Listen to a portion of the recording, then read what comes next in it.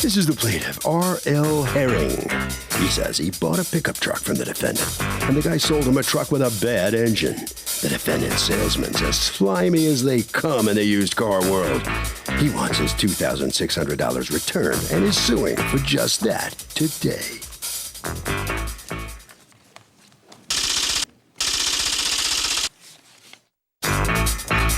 This is the defendant, Mike Mickelson. He says he took the Ford pickup truck back from the plaintiff because the guy was being such a pain about the rear suspension and applied the $2,600 to another vehicle he purchased from him. That vehicle was a 2003 Suburban. And once the plaintiff had the Suburban and was driving it, he asked for the $2,600 back on the Ford. He tried to explain that the money was applied to the Suburban, but the guy doesn't understand. So here they are. He's accused of trucking it up.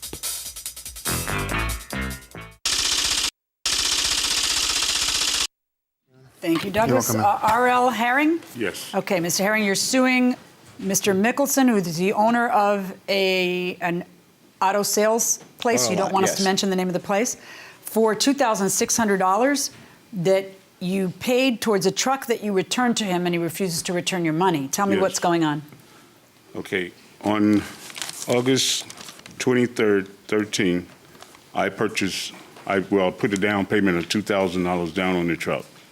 Okay. But what happened is when I came back on the 21st to get the tags and the registration, I paid an additional $300. For the tags and the registration? Yes. So you put out a total of $2,600? Yes. Can I see the contract for the truck? Okay. Okay, you put $2,000 down, or $2,000 plus $600 in taxes? The total purchase price for the truck was $5,686.93. Yes. All right, so the rest of it you were going to pay how? Monthly, $265 a month. Okay, and so you were financing the rest of the amount. Okay, yes. So then what happens? What happened is 3-4 days later, the truck was making a ticking sound. A few days later, you started hearing noises. Yes. And you took the truck to your mechanic. I took it to my mechanic. And your mechanic said what? He said the engine was no good. Okay. Okay. And you had a warranty with these folks, right? Yes, I did. A 90-day warranty. 90-day warranty. All right, so when did you return the truck? 3 or 4 days later, I brought the truck back, and I spoke to a gentleman there, salesman. Okay. And he told me, said it wasn't the engine, it was oil. So what did you folks do when he had the first complaint? The tapping noise that he heard from was an exhaust leak at the manifold. Okay. Which was there when he took it. Okay. Then he brought it back. I think we did a valve cover gasket or something. No, what did you do about the exhaust leak in the manifold? I sent it out to another shop to have it repaired. Okay. But he also got a warranty on the truck. He did not have to bring it to us. He could took it to any mechanic. A third-party warranty? Oh, yeah. Okay, got it. So he could take the truck wherever he wanted to get fixed. That's correct. It's right here. Let me see that. And the warranty company would pay for the repair. Oh yeah, it's not through us. It's through ASC. And did it cover a new engine? No, there's nothing wrong with the engine. I still have the truck now. It runs and drives fine. So how did you end up leaving the truck with them so now they have the money and the truck? Okay, it's obviously they was not going to fix the truck. Okay. Why didn't you just have him deal with this third party at his place and wash your hands of the situation? We just tried to help him out. That'll show you. He actually traded in another vehicle. He what? He traded the car in another vehicle. That's what the lawsuit mine's about. Wait. You traded the car in on another vehicle? Yes, I did. Okay, wait a second, because I was under the impression from reading your complaint that you returned the car and they now had the car and the money. You actually did business with them again and got a different car? And traded this car in? What are you suing for? For $2,000. What was the new vehicle? He bought a 03 Suburban, and this was a what? A 97 Ford pickup? Yes. And the 03 Suburban, can I see the paperwork on the 03 Suburban that he signed? Yes. How do you figure you got the 03 Suburban without a $2,600 deposit? That deposit rolled into the Suburban. That's what I'm going to see now, yes. Right? No. Okay, I'm sorry. This is your signature down here. Take a look at the circled part. Your $2,600 is how you bought the Suburban. No, I give $1,000 for the Suburban. He did put an additional $1,000. Yes, but look at how much was the price of the Suburban? It's right there. I believe it was around $5,800 total. So the $2,600 that you want him to pay you back for, that you feel you got cheated out of, is $2,600 that you, in your new contract for the Suburban, put down as a down payment on the Suburban. The purchase price on the Suburban is $6,509. $2,600 is you're giving credit for right here. And then I see also that you paid an additional $1,000. He lost about $1,000 on the truck by trading it in on paper. And this is something that was explained to him? Yes, this is my sales manager here. He went over it with him 2 or 3 times. Come on up, please. So, what is the oldest car you would buy? Going to the bank. Oldest car you would buy? 3 years old. Really? 3 years old?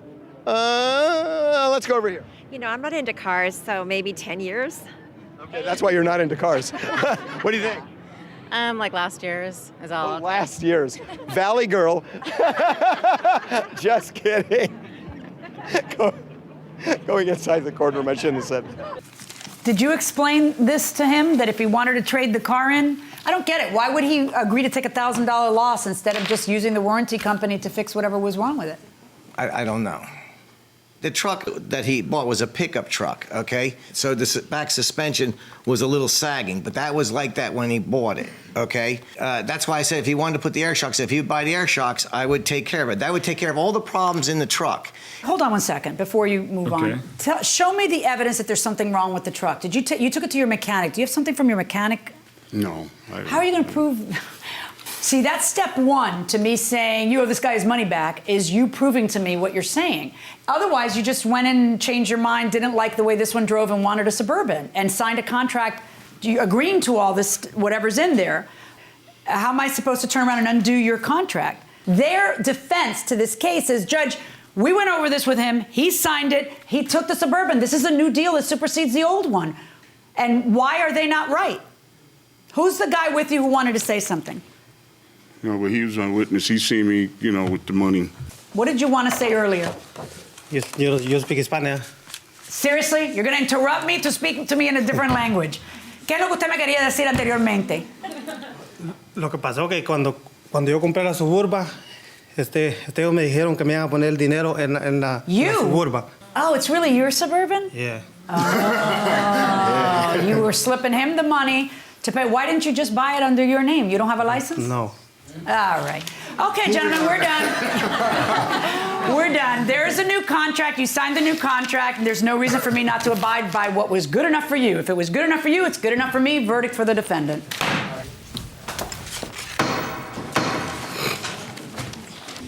All right, so the judge rules against the plaintiff, who's right here. Why is it that you thought the judge would undo the deal that you made?